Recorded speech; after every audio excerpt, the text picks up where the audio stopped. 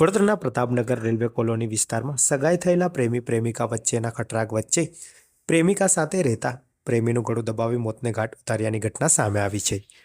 Postmortem રિપોર્ટમાં ગળું દબાવવાથી ગુગળામણથી મોત થયું હોવાનું બહાર આવતા મકરપુરા પોલીસે મંગેતર રેખા સકુભાઈ રાઠવાની ધરપકડ કરી છે. પોલીસ તપાસ મુજબ છેલ્લા 3 વર્ષથી બંને વચ્ચે પ્રેમ સંબંધ હતો અને સગાઈ બાદ યુવાન પ્રેમિકા સાથે કોલોનીમાં રહેવા ગયો હતો.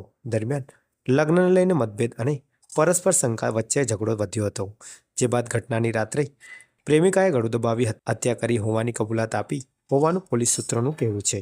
આ બનાવને લઈને મકરપુરા પોલીસે વધુ તપાસ હાથ ધરી છે. મારું નામ છે રાઠવા ગણપતભાઈ વીરસિંહભાઈ, ગામ રોજકવા, તાલુકો જિલ્લો છોટાઉદેપુર.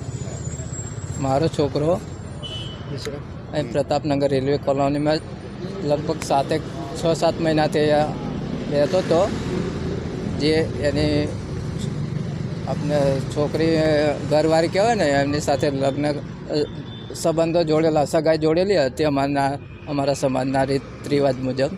તે પછી એ લોકો અહીંયા છોકરી રેલવેમાં નોકરી કરતી હતી, એટલે એની જાતે મારા છોકરાને અહીંયા રહેવાથી લાવ્યો હતો.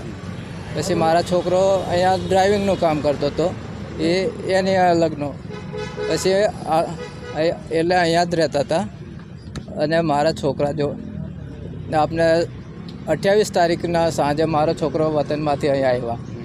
29 તારીખે મારા છોકરાનો અહીંયા બનાવ બનાવી દીધો. આ છોકરીએ મારા છોકરાને અમને બિલકુલ લગ્નની તૈયારી હતી. 3 માર્ચ મહિનામાં 23 તારીખે એને લગ્ન હતું, એટલે લગ્નની હું તૈયારી ચાલતી હતી. એટલે મારો છોકરો આગલા દિવસે ઘરેથી આવ્યો, કેમ કે એને નોકરી આવવાનું હતું. એટલે ઘરેથી આવ્યા અને બપોરે 2:15 વાગ્યાના 2:20 જેવો છોકરો મને જણાવ્યું કે પપ્પા મારી સાથે રેખા લગ્ન કરવાની ના પાડે છે. તો મેં કીધું શું થયું બેટા? એમ તો કે રેખા ના પાડે છે, એટલે આપણે ડીજે ને આ બધી તારીખો કેન્સલ કરાવી દીધો. તો મેં કીધું કાંઈ વાંધો નહીં બેટા, ચિંતા ન કર, હું રેખા જોડે વાત કરી લઉં છું. તો એટલે રેખાને મેં 2-3 વાર કોલ કર્યો, પણ રેખા મારો કોલનો જવાબ આપ્યો જ નહીં. તો મને એવું લાગ્યું કે રેખા કદાચ નોકરી ધંધામાં હશે, તો નહીં જાય.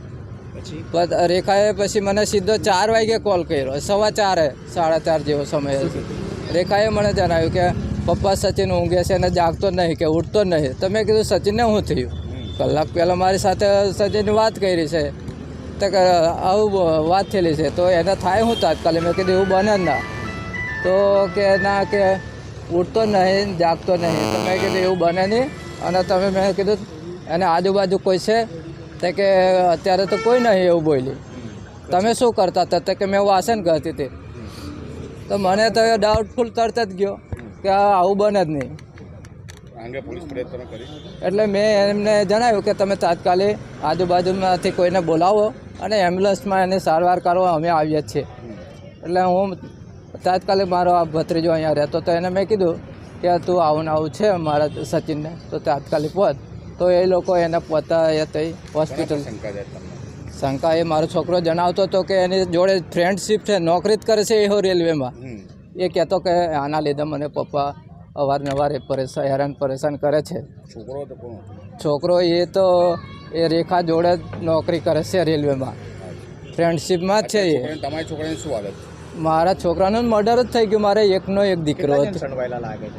હવે એ તો ન્યાય માટે તો મારે એટલી જ માગણી છે કે મારું કુટુંબ પરિવાર ખલાસ થઈ ગયું. મારો કોઈ આધાર નથી અત્યારે.